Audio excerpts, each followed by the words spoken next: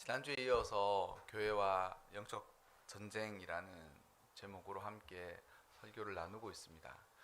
아, 지난주에 설교를 다시 할 필요는 없지만 우리가 인생을 살아가면서 눈에 보이는 것과 눈에 보이지 않는 것을 잘 구별할 필요가 있고 분별할 필요가 있습니다. 물론 눈에 보이는 것을 제대로 못 보는 일이 있으면 안 되겠죠. 엄밀하고도 객관적으로 눈에 드러난 것들도 제대로 못 보는 일은 없어야 되겠지만, 그것도 잘 봐야 되겠지만, 눈에 보이지 않는 것도 볼 수 있는 힘과 능력을 가지지 않으면 현상만 쫓게 된다는 거죠. 그러니까 눈에 보이는 것들만 쫓게 된다는 거죠. 참 안타까운 게, 이게 누구의 탓도 아니지만 불과 여러분 한번 기억하시면 한 2년 정도, 만 2년 정도에 우리나라에 어떤 일이 있었느냐면, 우리나라 집값이 안 잡혀가지고 이 안 잡히는 집값 때문에 정치권은 계속 서로 공방을 하고 있고, 문제는 이제 집을 사고자 하는 사람들이 굉장히 이제 집을 못 구하는 그런 일들이 계속 있었지 않습니까? 그런데 이제 그 일을 잊고 나서 딱 만 2년 정도가 되었는데, 지금 같은 경우는 이제 전세 사기 때문에 사람들이 너무 많은 그러니까 시세보다 비싼 돈으로 구매자는 돈을 구매하고, 또 파는 사람들은 거기에 웃돈을 붙여서 자기 이득을 취하고, 그리고 마지막으로 그런 일들을 계획하고 나중에 사기를 치고 도망가 버리고, 그러니까 이제 그 집에 사는 사람들이 큰일이 난 거잖아요. 근데 너무 이렇게 우리가 인생을 앞을 내다보면서 살아갈 수는 없지만, 이게 과연 만 2년 전에 있었던 그 일들과 지금의 일들을 한번 이렇게 생각해 보면, 이게 과연 누구의 탓인가, 이런 생각들을 종종 하게 됩니다. 벌써 우리나라 지방에서는 빈집들이 계속 쌓여가지고 빈집들이 계속 문제가 되고, 이제 그게 거기가 이제 빈집들이 계속 쌓이면 빈집들이 쌓인 것으로 문제가 되지 않고 이제 마을이 없어져 가는 거죠. 마을이 없어져 가는 거죠. 벌써 일본은 이런 일들이 있었는지 벌써 20년이 훨씬 더 됐습니다. 일본에는. 그래서 일본 사람들은 집을 안 사잖아요. 왜 안 사느냐? 집을 사는 순간 집값이 계속 떨어진다고 생각하고 그렇게 20년 동안 떨어져 왔대요. 그래서 집을 소비자라고 생각하니까, 집은 언제 사면 제일 좋냐? 맨 마지막에 사면 제일 좋다. 왜냐면 제일 신식이, 집값이 안 오르니까 집을 맨 마지막에 산 사람이 가장 싼 돈으로 가장 좋은 집에서 살 수 있다, 이렇게 생각한다는 거죠. 근데 여러분, 이런 이야기를 저만 하는 게 아니라 무수히 해왔습니다. 이게 천정부지로 끝까지 오를 것 같지만 그렇지 않다, 언젠가는 잘못된다, 그랬는데 아무도 안 믿는 거예요. 아무도 안 믿는. 제가 왜 설교 중에 집값 문제를 이야기하느냐, 우리의 인생을 마치 현상을 정확하게 제대로 보지 않고 인생을 살아가면 이런 현상들만 끊임없이 쫓아간다는 거죠. 집 사면 돈 벌 것 같아서 사람들이 막 집 사면서 난리를 치다가 그 끝에 이 일을 그리고 나서 또 다른 이슈가 터지면 그렇게 하겠죠. 제가 여러분들한테 설교 전에 먼저 당부드리고 싶은 것은, 세상에는 눈에 보이는 것이 있고 눈에 보이지 않는 것이 분명히 존재한다라는 어떤 분별이 필요하고, 눈에 보이는 것도 정확하게 보아야 하지만 눈에 보이지 않는 것도 보지 않으면 눈에 보이지 않는 것을 도외시한 바람에 눈에 보이는 것만 따라다니는 현상들만 쫓게 된다. 그것에 대한 위험으로 먼저 이 말씀을 드리고 싶습니다. 제가 지난주에 설교하면서 이제 영적인 눈을 좀 열어야 된다, 영적인 눈을 열어야 된다라고 말씀드렸지 않습니까? 세상은 우리가 치르는 이 전쟁은 눈에 보이지 않는 전쟁이다. 그리고 눈에 보이지 않는 전쟁은 눈에 보이지 않는 방식으로 치러야 된다는 거죠. 물론 눈에 보이는 전쟁은 눈에 보이는 방식으로 치러야 됩니다. 눈에 보이는 방식으로 치러야 되죠. 목회자로서 살아갈 때 참 난감한 것들 중에 이거예요. 성도들한테 돈 많이 벌어라 그래야 되겠어요? 돈 적게 벌어라 그래야 되겠어요? 이 말을 조금만 이렇게 바꿔보면, 성도들이 돈에 있어서 축복을 많이 받았으면 좋겠다고 기도도 열심히 하면서 성도들한테 돈 많이 벌라고 기도하고 요청하면서 목회자가 목회를 하는 게 좋겠습니까? 아니면 성도들한테 그까짓 거 벌 필요 없다고 그냥 없으면 없는 대로 살라고 주님 없어도 다 청빈하게 살았다고 그렇게 살아가라고 해야 되겠습니까? 그거 말 함부로 하는 그런 목사님들도 함부로 계시는데 함부로 할 수 없어요. 그런 말을 함부로 하는 사람들이 돈을 좋아합니다. 그런 말들을. 그러니까 뭐냐면 돈의 무서움과 돈의 진실이 무엇인지를 모르는 사람일수록 돈을 도외시하는데 그 마음 안에는 욕심이 가득할 수가 있다라는 거죠. 그래서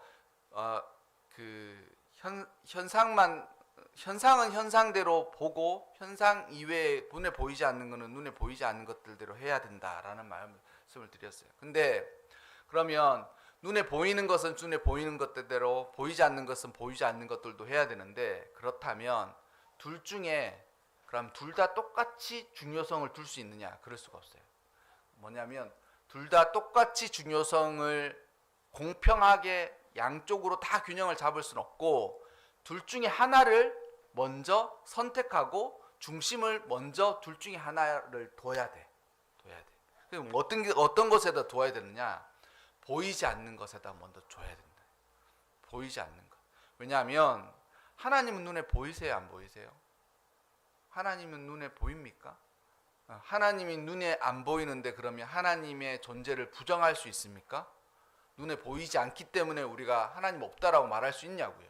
그렇지 않죠. 하나님 눈에 보이지 아니하세요. 그리고 또한 하나님께서 말씀하셨던 것처럼 고린도후서 4장에 세상은 눈에 보인 것으로 지어지지 않았다라고 말씀하셨어요. 그럼 뭐냐면 우리가 눈에 보이는 이 모든 현상들 이면에는 눈에 보이지 않는 하나님의 섭리와 놀라운 계획, 질서 이런 것들이 다 숨어 있는 거예요. 그리고 그러한 질서를 통해서 현상들이 나오는 거예요. 근데 현상만 따르다가 보면 집값이 최고조일 때 집을 사는 그런 멍청한 일들을 벌이거나 심지어는 그것 때문에 막 다른 사람 지금 피해를 입고 이런 일들이 일어날 수 있다라는 거죠. 삶을 살아갈 때 현상을 도외시하지는 않아야 되겠지만 현상을 현상대로 보되 중요한 것이 무엇인지에 대해서 분별이 있어야 돼요. 어디 쪽에다가 먼저 중심을 두고 무엇을 먼저라고 생각해야 할지를 정해야 된다는 거죠. 그래서 하나님을 섬기고 하나님은 눈에 보이지 않고 우리가 예배드리는 이 예배를 하나님이 어떻게 받으시는지 우리는 다 알 수가 없는 거예요. 하지만 문제는 그것을 알 수 없다고 우리가 증명할 수 없는 것이 아니라 어떻게 볼 수 있을지에 대해서 그것을 알고 있지 않으면 마치 바람 부는 바다 위에서 배가 떠다니는 것하고 똑같다는 거예요. 바람 부는 바다에서 배가 떠다니는 거예요. 배가 어떻게 갑니까? 바다 위에서. 지금은 뭐 동력이 있으니까 배가 엔진 출력으로 배가 원하는 곳으로 가죠. 하지만 바람을 이용해서 배가 움직였을 때 어떻게 가겠습니까? 바람 부는 반대 방향으로 가는 거예요. 바람 일로 불면 그 바람 받아서 일로 가는 거예요. 바람 절로 불면 저 바람 받아서 절로 가는 거예요.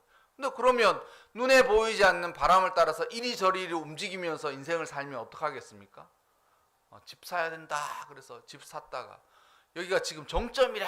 그러니까 이제 팔지도 못하고 이거를 20년씩 30년씩 나눠서 내야 되는데 20년 30년 후에 만약 내가 샀던 집보다 집값이 높으리라는 장담을 지금 못하는 거 아니에요. 물론 강남이나 이렇게 사람들이 많이 사는 곳은 별개겠죠. 그러니까 어떻게 해야 되느냐, 우리가 인생을 살아갈 때 눈에 보이지 않는 것에 먼저 중심을 둬야 돼. 눈에 보이지 않는 것에 먼저 중심을 두려고 힘쓰고 애쓰고 또한 그러한 것들의 어려움들을 이겨낼 수 있어야 된다. 하나님께서 우리 삶을 분명히 인도해 주실 거예요. 근데 인도해 주실 때 하나님이 너는 눈에 보이는 것하고 눈에 보이지 않는 것 중에 어느 게 중요한지 깨달았느냐라고 물어보실 거예요. 그리고 어느 것을 먼저 선택하실지 하나님께서 끊임없이 테스트하지 아니하십니다. 하나님 테스트하지 아니하시는데 우리는 단련을 하세요. 내가 하나님 눈에 보이는 것을 따라가고 있어? 그러면 가봐. 하나님 우리를 테스트하지 않으세요. 야, 너 애한테 이거 종이로 됐지? 이거 동전이지? 둘 중에 어느 거 선택할래? 애가 아무것도 모르니까 아빠 나는 500원 주면 껌 사서 껌 먹으려고 했는데 500원 탁 지니까 에이구 이 자식아 이게 10,000원이라는 거야. 이게 계산상으로 20배거든. 그럼 이거 가지고 사는 거랑 이거 가지고 사는 거랑 20개를 더 많이 살 수 있어. 그러면서 머리 안을 콕 집어가면서 에이구 이러면서 하나님 그렇게 하지 않으세요. 500원을 선택하면 그 500원을 선택한 그것을 존중하세요. 그리고 그 500원을 선택해서 그 500원을 선택한 그 아이의 인생을 살면서 교훈하시는 거예요. 살면서 500원을 가져갔는데 아저씨가 그러는 거예요. 얘야 이리 와. 300원 모자라 이렇게 하는 거예요. 얘가 300원. 옛날에는 500원 주고 왔는데요. 그러니까 300원 모자란다. 우리 세상을 살아갈 때 눈에 보이지 않는 것들에 대한 마음을 먼저 쏟으면서 살아가시기를 바랍니다. 왜 이 얘기를 하느냐? 하나님 눈에 보이지 아니하시니 하나님을 제대로 섬기려면 보이지 않는 것을 볼 수 없으면 하나님 제대로 섬길 수가 없다라는 것이죠. 또 하나는 우리가 살아가는 이 세상 가운데 하나님의 영적인 전쟁이 어디에서 주로 벌어지느냐 그 문제예요. 하나는 하나님이 눈에 보이지 않기 때문에 하나님께서 하는 영적인 전쟁이 있다고 제가 말씀드렸지 않습니까? 그리고 그 영적인 전쟁에서 예수님이 어떻게 하셨다고요? 승리하셨다고요. 예수님의 영적인 전쟁터가 어디였느냐? 바로 그 십자가 위에서 계시는 거예요. 천지를 창조하시고 하나님과 한 몸이셨던 예수님이 그 십자가 위에서 한낱 아무것도 할 수 없는 나약한 인생으로 조롱을 받으시면서도 자신이 해야 할 일들을 하심으로 우리를 구원하시는 그 방법을 바꾸지 아니하시는 거예요. 바꾸지 아니하시는 거예요. 저는 그렇게 생각해요. 예수님 최고의 유혹이 언제였을까? 십자가 위에서예요. 진짜 너무 힘들고 어려운데 그냥 확 내려가서 엎어버려? 물론 이제 그렇게 하면 하나님께서 원래 계획했던 구원의 섭리는 다 망가지겠죠. 다 엎어버리자 그냥. 쟤들도 저걸 구원해가지고 내가 무슨 의미가 있을까? 싹 엎어버리자 그냥. 처음부터 창조를 새로 시작하든 못하겠다. 저는 그때가 예수님이 아마도 가장 내가 목마르다 그 말씀을 하시는 그 예수님의 마음이 그와 같지 않았을까 이런 생각이 드는 거예요. 그냥 엎어버릴까? 애들 키우면서 그런 생각 한 번씩 살짝 들어요. 저거를 그냥 엎어버릴까 그냥 다 그냥 진짜 엎어버릴까 막 이런 생각이 드는 거예요. 마음으로 꿀뚝 같은 거예요. 꿀뚝 같은 거. 준현이가 4살 땐가요. 엄마는 그때 회식이 있어가지고 늦고 준서는 이제 저녁을 먹고 이모랑 같이 있는 사이에 나랑 씻자고 한 거예요. 근데 그날따라 내가 기분이 좀 별로였어요. 별로였고 여러 가지 안 좋았는데 오늘따라 얘가 씻는데 그렇게 고집을 피우는 거예요. 자기 뜻대로 해달라고. 그러니까 이렇게 맨날 하던 방식으로 했는데 그날따라는 그렇게 고집을 피우는 거예요. 그래가지고 마음으로 한 번도 안 때렸거든요. 그날까지 한 번도 안 때렸는데 그날따라는 한번 때리고 싶더라고. 마음으로 한번 때리고 싶더라고. 그러니까 한 대를 딱 때리면 정신 차리겠지 싶어가지고 아빠 화났다 이러는데 얘도 지금 성질이 날 대로 나 있으니까 그치지 않는 거예요. 이제 아빠 얼굴이 보이지 않는 거예요. 자기 마음에 가득한 어떤 욕구 때문에 아빠 화났다 이러니까 애가 더 소리를 지르는 거예요. 이것 봐 이러면서 엉덩이를 빡 때렸어요. 진짜 내가 보기에도 맞으면 애가 휘청할 정도로 엉덩이를 빡 때리니까 그때서는 지도 분이 나가지고 막 우는 거예요. 그러니까 여기서 남자 싸움하면 지면 되겠습니까? 이겨야지. 일단 이기고 봐야지. 그래서 이 4살짜리 이놈 새끼가 엉덩이를 엎어놓고 막 한 3대 정신을 들게 팼어요. 그러니까 쥐도 세상 처음 아빠한테 그렇게 세게 맞으니까 정신 어안이 벙벙한 거예요. 애가 막 울다 하여튼 그래가지고 애를 두들겨 패고 애는 기가 확 완전 뭐 쪼그라들었죠. 쪼그라들고 나는 이제 씻기는 목적을 왕성하고 아빠 화나 무섭다 뭐 이렇게 공갈도 치고 막 그렇게 딱 한 거야. 저녁에 와가지고 아내가 와가지고 자초지정을 저녁 늦게 좀 이야기했어요. 애를 좀 두들겨 팼다. 근데 뭐 왜 나도 없는데 애를 그렇게 하냐 그렇게 그런데 그날 밤에 탁 가만히 마음으로 생각하니까 애가 잘못된 게 아니고 내 마음이 그때 이게 무언가 불편하고 심기가 안 좋은 거예요. 근데 이제 애가 그거를 촉발시킨 거예요. 그래가지고 거기다가 분풀이 한번 한 거예요. 분풀이 했는데 내가 그날 가만히 생각하니까 이게 어른이라고 내 좀 힘 좀 있다고 애를 그렇게 두들겨 패면서 내가 어떤 생각했냐면 성경에 나와 있지 않냐 그랬어. 내 마음으로 아이가 오만하고 방만할 때 가만 놔두면 되겠냐고 성경에서 두들겨 패라고 돼 있지 않냐고 죽일 정도로 두들겨 패도 안 죽는다고 하나님께서 보증하셨으니까 나 그 말을 믿고 두들겨 팬다고 그랬는데 내 속사람이 야 임목사 너 지금 성경 말씀 몇 구절 대놓고 네가 한 일에 대해서 스스로 그렇게 이야기를 하냐 그렇게 생각하는 거예요. 내 속사람이 나한테 얘기하는 거예요. 너 그 하나님 말씀에 하나님이 진짜 그렇게 하라고 지금 성경 말씀을 적어둔 것 같아 싶은 거예요. 그날 밤에 딱 결심했어요. 나는 이제 평생 애들을 때리지 않는다. 물론 때리지 않는 것 때문에 애가 잘못될 탈선할 확률이 아주 커질 것이다. 근데 나는 그렇게 하지 않겠다라고 마음먹고 그때 이후로 한 번도 안 때렸어요. 한 번도. 아무리 화가 나고 한 번도 안 때렸어요. 이 말씀을 왜 말씀을 드리느냐? 우리가 눈에 보이지 않는 하나님을 섬기면서 세상을 살아가다가 보면 그 하나님을 보이지 않는 영적인 전쟁들이 어떻게 일어나느냐? 대부분 우리 마음 안에서 일어납니다. 마음 안에서 일어나요. 믿음이 이길 때도 우리 마음 안에서 믿음이 이기는 것이고 믿음이 질 때도 우리 마음 안에서 믿음이 지는 거예요. 내가 하나님을 신뢰하고 하나님을 이기는 모든 그런 것들이 어디서 일어나냐면 혈과 육의 싸움이 아니라니까요. 혈과 육의 싸움이면 애를 그렇게 두들겨 패는 거예요. 내가 힘 좀 있다고 아빠라고 애를 그렇게 두들겨 패가지고 애가 하는 것을 시끄러!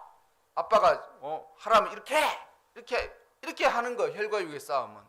근데 혈과 육의 싸움이 아니라 그럼 어떻게 영적인 전쟁을 치러야 되냐? 마음의 문제라고. 근데 그 마음의 문제들이 어떻게 일어나느냐? 아주 사소한 말 한마디 하나에 사람의 마음에 상처를 주고 또 그 사람의 영혼을 죽이기까지.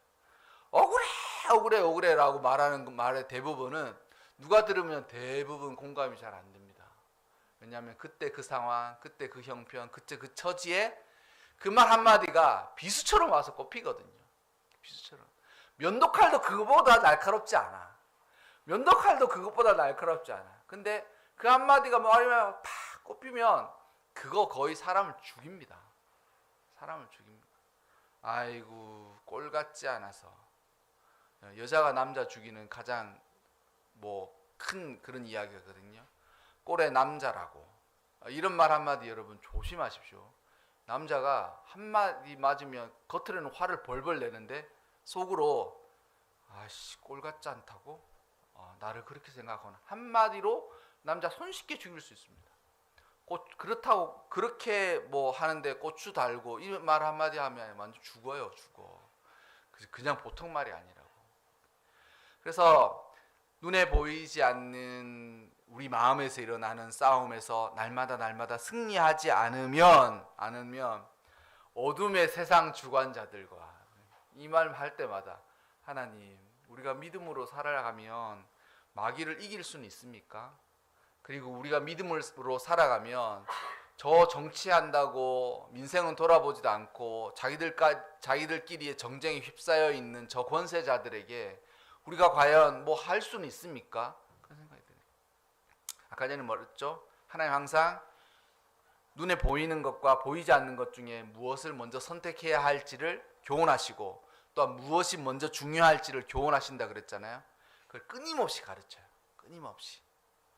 사람의 마음을 다치지 않게 하면서 우리의 모든 지혜를 모아갈 수 있도록 우리를 가르쳐 주시는 거예요.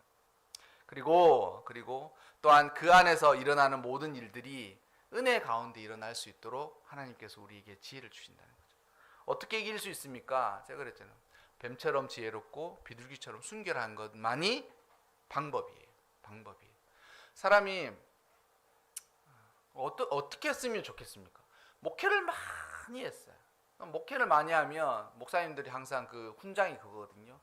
나는 이런 성도 만나봤다. 자기 교회에 아주 싹퉁머리 없는 성도를 만나본 그게 늘 목사님들의 훈장이에요. 그 성도 어떻게 됐습니까? 결국은 교회를 나갔다. 거꾸로 이야기하면 목사님 쫓아내시는 건지 아니면 그 성도가 더러워서 나갔는지 모르겠지만 여러분 그게 무슨 훈장이에요. 목회를 하면 할수록 어떻게 되었으면 좋겠습니까? 목회를 하면 할수록 그 사람의 인품이 너그러워지고 지혜로워지고 품는 이 마음이 넓어졌으면 좋겠습니까? 아니면 아주 그냥 드세고 드세가지고 말 안 들어? 나 가만 안 둬? 그렇게 했으면 좋겠습니다. 그 목사님들처럼 성도들을 지혜롭게 가르치지 않고 담임 목사님 지시사항입니다. 이거 성도들이 보면 어떡하겠느냐고 그러니까 제일 잘 먹힙니다. 애들한테 공부 안 하면 어떻게 하겠습니까? 아이를 불러놓고 체근하고 가르치고 또 몸소 미리 보여주면서 가르치는 게 아니라 야 세상이 어떤 줄 알아 이 자식아? 너 그 성적으로 너 나중에 인생에 연봉이 설정되고 그렇게 사는 거야 임마. 큰일 나. 애를 그렇게 힘으로 가르치면 되겠습니까? 여러분 눈에 보이지 않는 것이 무엇인지 중요성을 갖고 그 보이지 않는 것들이 어떻게 이루어지는지를 먼저 깨달아 가야 돼요. 그거 깨달아 가지 않으면 나중에 현상만 쫓다가 삶을 살아가는 일이 너무 많다라는 것이죠. 또한 우리 하나님께서 우리에게 요구하신 게 뭐냐면 용사가 되는 거예요. 어떤 일에 어떤 곳에 있든지 넉넉히 사람들을 잘 감당하는 거. 아까 제가 그래요. 목사님이 목회를 하면 할수록 인품이 너그러워지고 마음이 넓어지고 사람들을 품는 쪽이 되어야 되겠습니까? 아니면 세디 악만 남은 사람이 되어야 되겠습니까? 근데 성도는 왜 그러냐? 성도도 신앙생활 하면 할수록 어떻게 되어야 되겠습니까? 마음이 넓고 사랑하고 헌신하고 서로를 위해 아껴주는 마음들이 넓어져 가야 되지 않겠습니까? 그게 하나님 요구하시는 거라는 거예요. 하나님 우리에게 요구하시는 게 뭐냐면 용사가 되는데 그럼 용사는 어떤 사람이냐? 칼 들고 사람 죽이는 게 용사가 아니에요. 용사가 어떻게 하냐면 두려움이 없어야 돼. 제가 20대 때 어떤 분이 그러시더라고요. 꿈에 여호수아를 봤대. 그분의 이거는 그냥 제가 들었던 이야기지만 그렇게 보세요. 꿈에 여호수아를 봤대요. 근데 제가 깜짝 놀랐다는 거예요. 근데 왜 놀랐냐면 자기가 이제 꿈에 여호수아를 봤는데 진짜 용사처럼 기골이 장대하고 정말 용사처럼 생겼더래요. 근데 그 얼굴이 너무 온유하게 생겼더라는 거예요. 그러니까 하여튼 그 여호수아가 맞냐 아니냐 그렇게 따지지 마시고 그냥 들으세요. 진짜 기골이 장대한 사람인데 얼굴이 너무 겸손하게 생겼더라는 거예요. 여호수아가. 그래가지고 자기 너무 놀랐다는 거예요. 그러면서 야 진짜 사람이 용사라면 저래야 되지 않냐?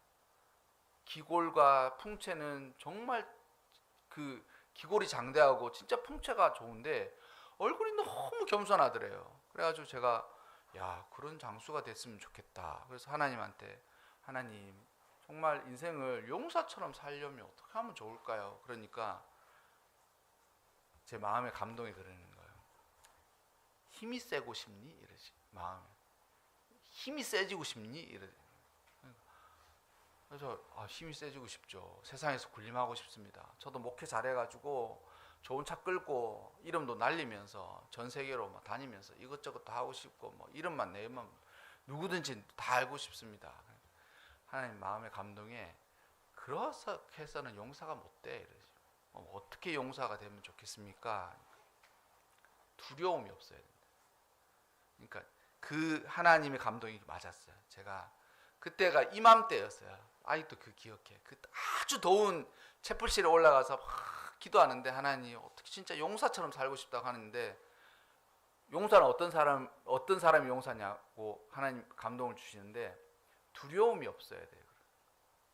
인생을 살아갈 때 두려움이 없어야 돼. 야, 힘이 있다고 하는 사람들이 두려움 없이 살아갈 수 있냐? 없다는 거예요. 어떤 사람이 용사처럼 살아갔냐면 자기 삶을 살아가는데 두려움이 없어야 돼.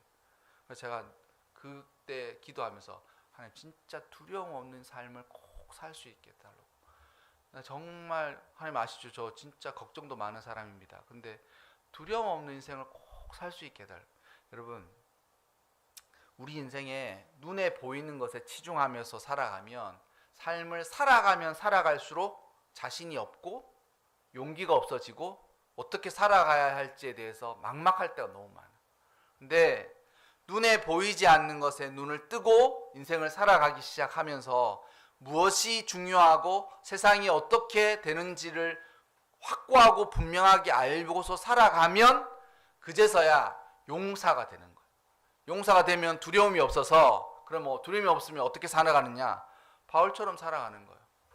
내가 부할 때도 있었고 가난할 때도 있었고 내가 어려울 때도 있었고 어느 곳에서든지 다 나는 거기서 살아갈 수가 있는 거예요. 살아갈 수 있어요. 사람들이 뭐가 때문에 두려웠냐면 자꾸 피하고 싶은 거예요. 집이 없이 살아갈 때의 그 가장 큰 고통이 이사하는 거거든요. 2년에 한 번씩 이사하는 거예요. 그러니까 집만 있으면 좋겠다 이런 생각이 드는 거예요. 근데 여러분 집을 딱 소유하고 살아가면서 그 순간 어떤 게 냐면 이야, 이제는 정말 자유를 얻었다 이 생각이 아니라 또 집이 없으면 어떡할까 이 걱정을 하는 거예요. 또 걱정하는 거예요. 그러니까 그렇게 살아가는 거예요. 여러분 두려움 없는 인생을 살아가려면 용사와 같이 살아가야 돼요. 그리고 그 용사는 언제 어디서 어느 곳에 있든지 담대히 살아갈 수 있는 사람이 되어야 된다라는 것이죠. 오늘 여러분 설교 말씀을 놔두면서 꼭 이 말씀을 드리고 싶습니다. 눈에 보이는 것. 그래서 예수님이 그렇게 얘기하셔요. 눈에 보이지 않는 육체로 너희를 죽일 수 있는 사람들을 두려워하지 말고 영혼과 더불어 육체까지 죽일 수 있는 하나님을 두려워해라 라고 이야기하잖아요. 그와 같이 살아가야 돼요. 우리 영혼에. 우리 삶을 살아가는 동안 이 은혜가 꼭 있으시기를 바랍니다. 그리고 어떻게 마음을 어떻게 전신갑주를 입을지는 또 이야기를 하겠지만 분명한 것은 이 오늘 설교의 말씀처럼 눈에 보이지 않는 것들을 꼭 이기면서 살아가시기 바랍니다. 그리고 두려움 없는 삶을 꼭 살아가셨으면 좋겠습니다.